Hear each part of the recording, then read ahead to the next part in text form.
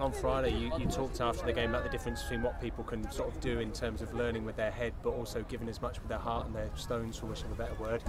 That was something you told the media. Have you had that conversation with the players now? Are they fully aware of exactly what you're expecting? Yeah, they know. They understand it. They get it.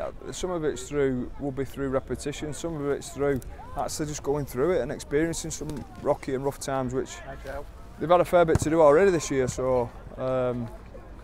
Well, I think it's really easy to talk through some different players on the field and different patterns and what's expected from a system point of view, and it can go in and it can stick, but when you're tired and the bullets are being fired at you, you go back to some of your instincts, and that's where we need to get to, so that some of the things we're asking from them becomes instinct, and at the minute it isn't, and that's only because it's been 3 weeks. If you look at the squad, yeah, there's a large number that I played in a grand final last year. There's a large number that I played in some Challenge Cup games for us this year, and played in big games at other clubs. But I was speaking to Brett Ferris the other day. He's not won a Challenge Cup semi-final, and for a guy with that many internationals under his belt, for a guy with that much experience, doesn't know what it's like to win a big semi. So, and we've got a whole host of young players who've never done it.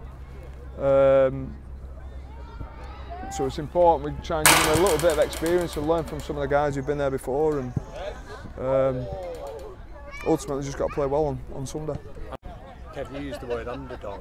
I mean, you've had experience of being an underdog maybe as a Leeds Rhino. Do you think there are people in this group, and maybe supporters as well, who've possibly forgotten what it's like to be part of a Leeds Rhino setup that hasn't been the almost automatic favourite for a game like this? No, I don't think people have forgotten. I think the grand final last year, Leeds played Castleford, they were massive underdogs then, weren't they? So I don't think people have forgot at all. I think they understand. I think those who know the history of the club and supported the club for a period of time will understand that. And you can't, for whatever reason, you can't always have your best team on the field.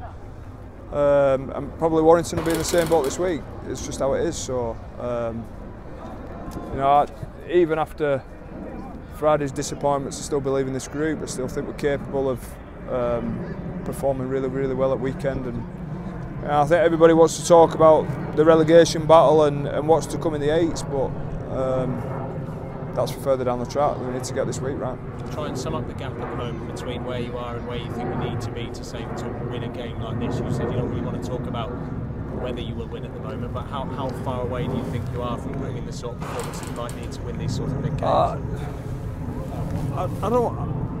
I think it's a daft question for me to answer, if I'm honest. I don't know. I know we trained all right this morning. We'll be a lot better Wednesday, and then towards that back end of the week, hopefully we're in a place where, and then some of that comes with knowing what our 17 will be. Some of it will know some injury updates and how fit people are, and whether they're ready to run, whether they're ready to really cover each other's backsides and test each other and look after each other and go through some tough spells in a game on Sunday, which inevitably we'll face. So I'm not sure. We'll go through the whole lot of who's back and who's out. It's Monday, so no decisions will be made today. Fingers crossed we'll have a couple back, but may not know until Wednesday, Thursday this week. We're hoping Richie Myler will be back. There's a slight chance Brett Ferris will be back.